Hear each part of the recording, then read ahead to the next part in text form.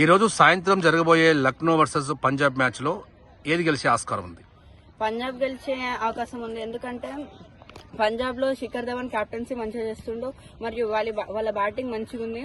6-7 down వరకు Sam Curran, Liam Livingstone వీళ్ళందరూ మంచిగా చేస్తున్నారు. సిమ్రాన్ సింగ్, శిఖర్ ధవన్ ఫామ్ లో ఉన్నారు.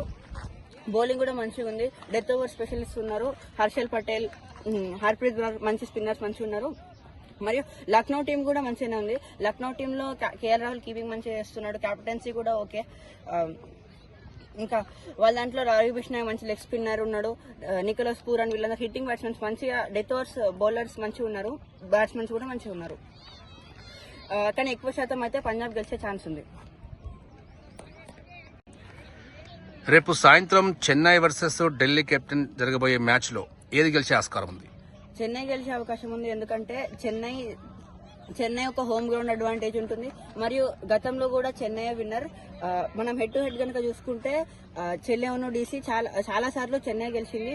మరియు చెన్నైలో ఇద్దరు ఓపెనర్స్ రుతురాజ్ గైక్వాడ్ మరియు రచిన్ రవీంద్ర ఇద్దరు ఫామ్ లో ఉన్నారు. మొన్న మ్యాచ్ లో మనం చూసాం రచిన్ రవీంద్ర ఎలాంటి స్టార్ట్ ఇచ్చాడు. శివం దూబే, సమీర్ రిజ్వీ వీళ్ళందరూ కూడా మంచి బ్యాటర్స్.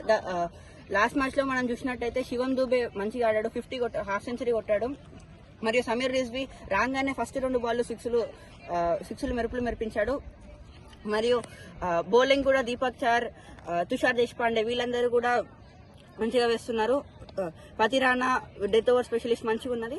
మరియు సిఎస్కే ఉన్న మెయిన్ అడ్వాంటేజ్ ఏంటిదంటే ధోని క్యాప్టెన్సీ ఉండడం వల్ల రుతురాజ్ గైక్వాడ్ క్యాప్టెన్సీ చేస్తుండే, అయినా కానీ ధోని చూసుకుంటుండు.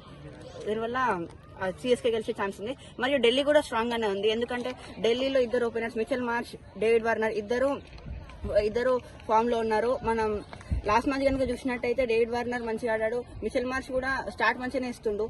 మరియు వాళ్ళ దగ్గర బౌలింగ్ ఉన్నది కొంచెం వీక్ ఉంది.